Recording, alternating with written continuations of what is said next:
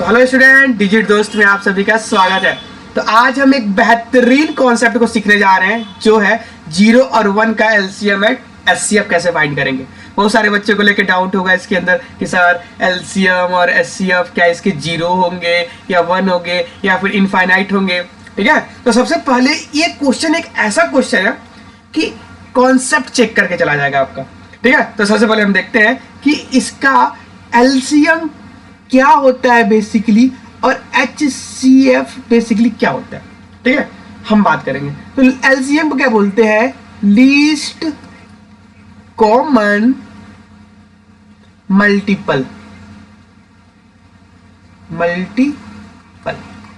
HCF क्या होता है? हाईएस्ट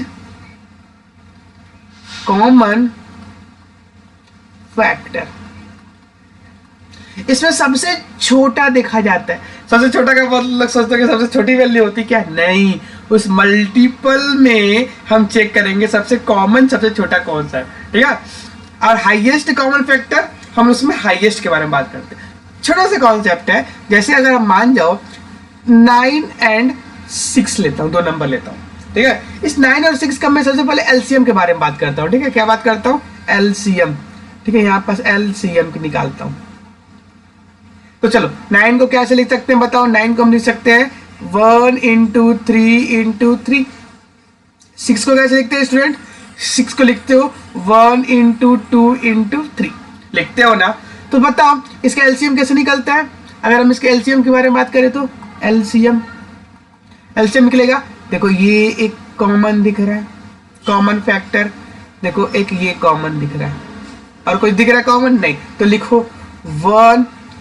अब बताओ ये दोनों अलग अलग है ना, इनको भी लिख लो, किसी को छोड़ो मत, और इस 3 को लिख लो।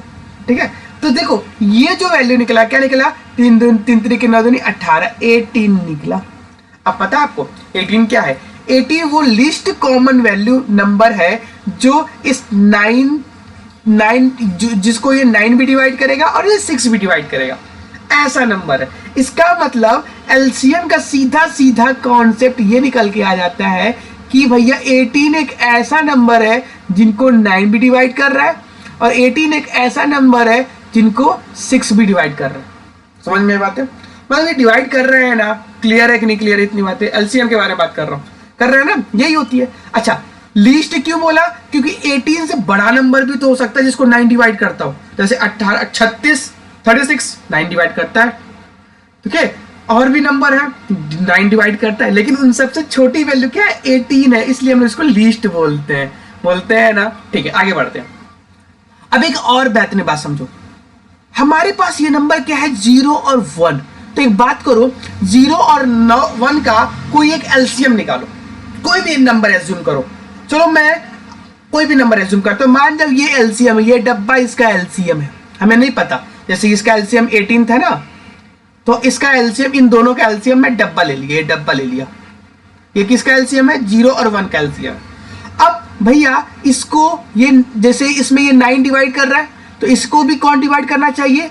0 डिवाइड करना चाहिए ना। अच्छा, ये चलो ये भी डब्बा है, इस डब्बा को कौन डिवाइड करना चाहिए? 1 डिवाइड करना चाहिए ना।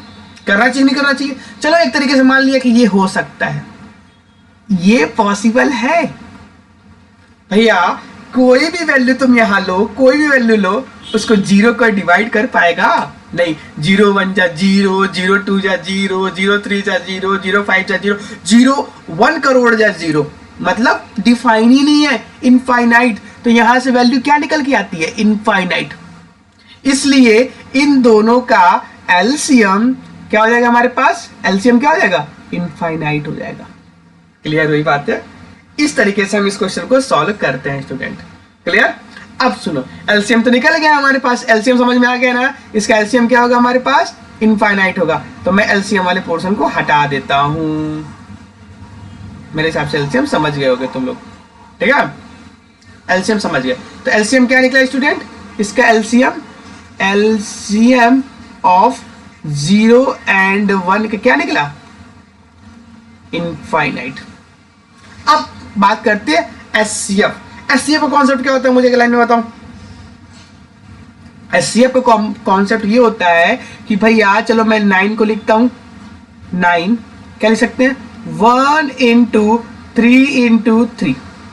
6 को क्या लिख सकते हैं बताओ, 6 को लिख सकते हैं 1 इंटू 2 इंटू 3, और कुछ तो नहीं लिख सकते हैं, ठीक है।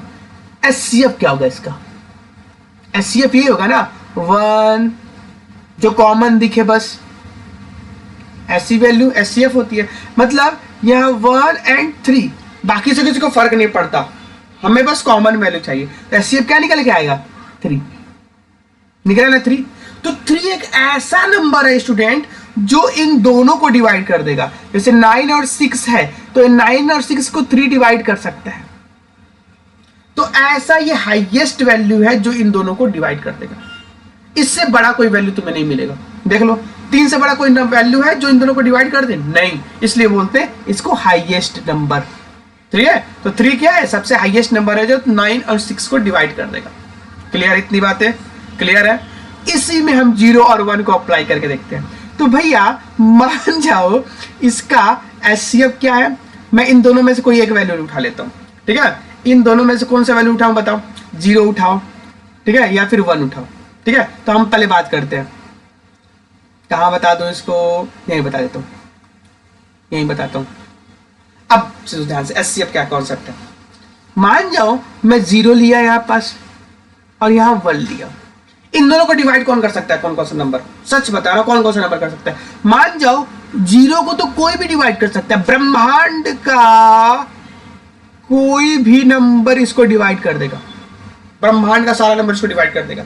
लेकिन 1 को कौन डिवाइड करेगा, बताओ 1 को मात्र 1 ही डिवाइड कर सकता है और कोई डिवाइड नहीं कर सकता। वही है ना, देखो ये वाला नीचे वाले वैल्यू तुम्हें फाइंड करनी है, तो 1 को कौन डिवाइड कर सकता है, 1 ही डिवाइड कर सकता है। ठीक है, तो इसका हमारे पास एचसीएफ क्या होगा स्टूडेंट, एचसीएफ हमारे पास क्या निकला 1 निकला। क्लियर, इतनी बात है। यही बात होती है ना, जो सबसे छोटी वैल्यू होती है वो हमारे पास एचसीएफ होता है नीचे। तो यहाँ पास हमारे पास एचसीएफ क्या निकला 1 निकला। चलो समझ नहीं आए तो एक और एग्जांपल लेता हूँ, सबके लिए, ध्यान समझो।